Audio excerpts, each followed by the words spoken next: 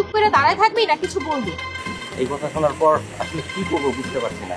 দেখ, এভাবে চুপ করে কিন্তু দাঁড়ায় থাকলে কোনো সমাধান হচ্ছে না, কিছু তো একটা বল। আমি জানি তুই আমাকে পছন্দ করছিস, আর সেই অধিকার থেকেই কিন্তু তোর কাছে আসা। আর আমার বিশ্বাস এই বিপদে তুই আমার পাশে থাকবি। থাকবি তো? কেন থাকবো না, অবশ্যই থাকবো।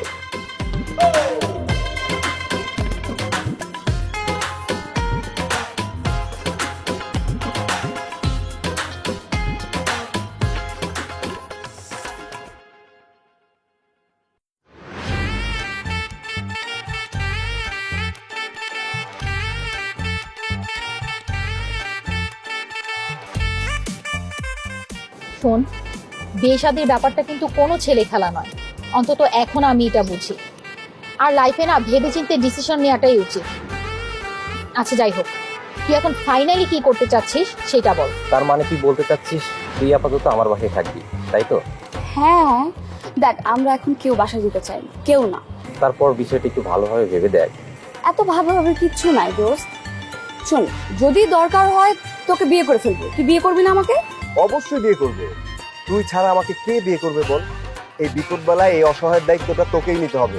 আরে কত আগেই তো আমি তোর দায়িত্ব নিতে চাইলাম, কিন্তু তুই তো নিতে দিলি। এবার নিয়ে নে দায়িত্বটা।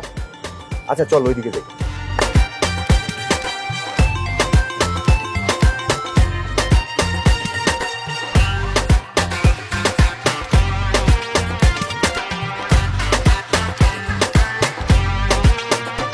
জান, তুমি কিন্তু অনেক মন খারাপ করে বসে আছো।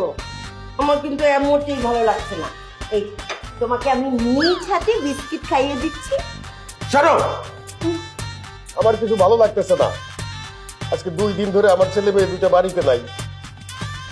কোথায় কি করতেছে না করতেছে আল্লাহই জানে।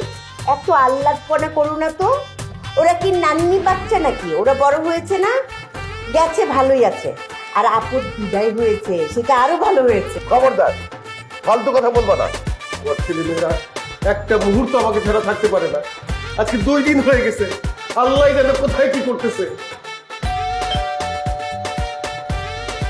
আম্মা, দেখেন তো কি এলো।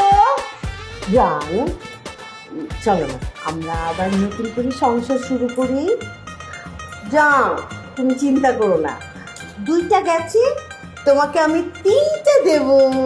কি? কচি কোকো কিচ্ছু বোঝে না। আরে বাবু, বাচ্চা দেব, বাচ্চা। আচ্ছা তুমি চাইবে না আরো বেশি? কয়টা দাও বলো। বৌমা দেওয়া দিন পরে হলো, আগের দুলারে আগে সামলাও। কাদের কি সামলানো মা? এই বউকে তুমি দাঁড়াচ্ছো কেন? তোর শ্বশুর আব্বা সালাম করো, যাও। আসলো, এটা হচ্ছে আমাদের কাজের বউ, সালাম করার দরকার নেই। আসসালামু আলাইকুম আব্বা। আরে আসো না, আসো আসো। আসো আসো আসো, তুমি দাঁড়ায় আছো কেন? ওই দেখো, এটা তোমার শ্বশুর আব্বা, আর বাবা এটা হচ্ছে তোমার মেয়ের, তোমার একমাত্র মেয়ের একমাত্র জামাই। ঠিক আছে, শুভ, বাবাকে সালাম করো। আসসালামু আলাইকুম আব্বা।